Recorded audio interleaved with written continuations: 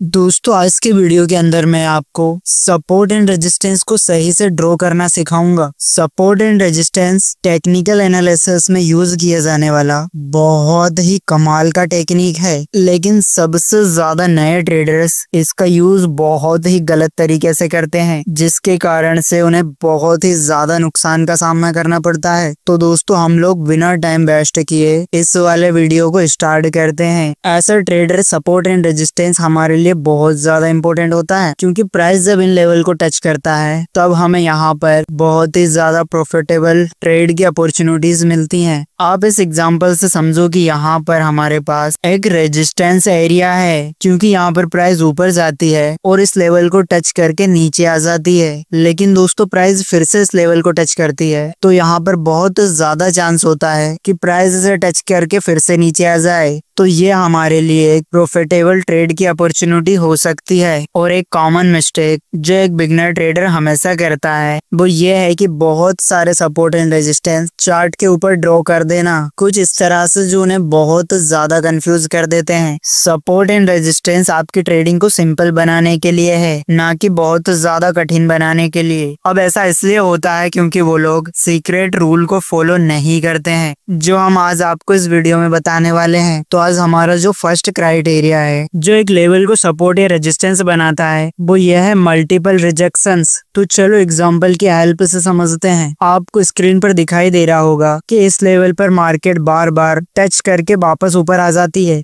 जो इसे एक स्ट्रॉन्ग सपोर्ट एरिया बनाता है। तो हम यहाँ पर एक सपोर्ट को ड्रॉ करेंगे कुछ इस तरह से, और साथ में आपको यहाँ पर दिखाई दे रहा होगा प्राइस बार बार यहाँ पर ऊपर जाते हुए इस लेवल को टच करके वापस नीचे आ जाती है, जो इस लेवल को एक स्ट्रॉन्ग सा रेजिस्टेंस एरिया बनाता है। तो हम यहाँ पर एक रेजिस्टेंस ड्रॉ करेंगे कुछ इस तरह से। अब आप सोच रहे होंगे कि इस चार्ट पर तो सही है, लेकिन इस तरह के चार्ट पर हम सपोर्ट एंड रेजिस्टेंस कैसे ड्रॉ करेंगे जहाँ पर अभी तक मल्टीपल रिजेक्शन नहीं है। तो ऐसी स्थिति में आप लोगों को मेजर स्विंग्स को आइडेंटिफाई करना है और support and resistance level draw करना है। आपको स्क्रीन पर दिखाई दे रहा होगा कि प्राइस यहाँ पर इस लेवल तक ऊपर आती है और फिर यहाँ से नीचे आ जाती है। तो हम यहाँ पर रेजिस्टेंस एरिया इस तरह से इस लेवल पर ड्रॉ कर सकते हैं, और यही चीज सेम डाउन ट्रेंड के लिए भी अप्लाई कर सकते हैं। आपको यहाँ पर दिखाई दे रहा होगा अभी तक यहाँ पर कोई भी मल्टीपल रिजेक्शन नहीं हुआ है, क्योंकि प्राइस इस लेवल तक आता है और फिर से ऊपर जाने लग जाती है। तो आपको सिंपल तरीके से यहाँ पर एक सपोर्ट लाइन ड्रॉ करना है। अब rule number 2, A line can be both support and resistance.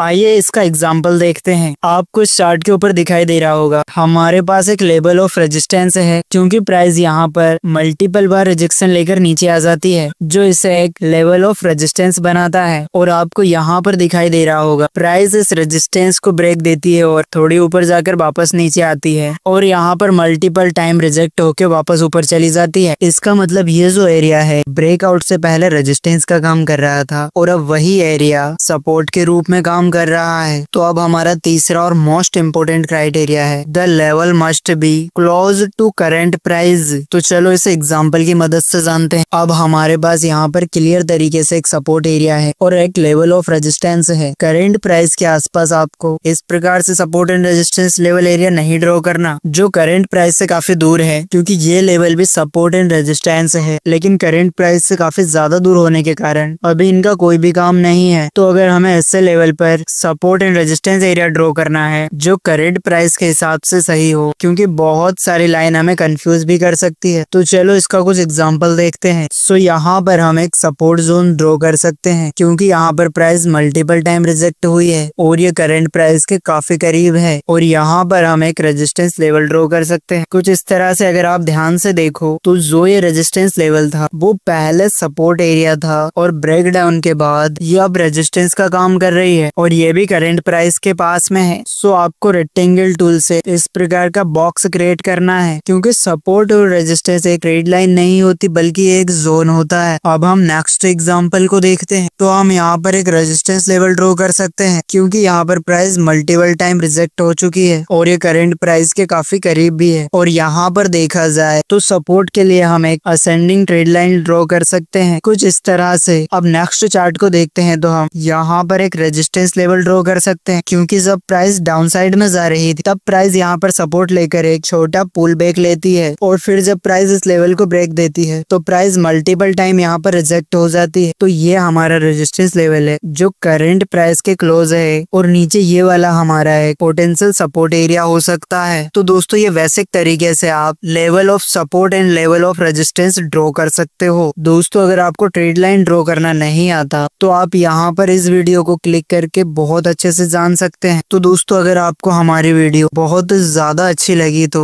Video को लाइक एंड चैनल को सब्सक्राइब जरूर करें। तो हम मिलते हैं नेक्स्ट बहुत इंपॉर्टेंट वीडियो में, तब तक के लिए थैंक्स फॉर वॉचिंग वीडियो।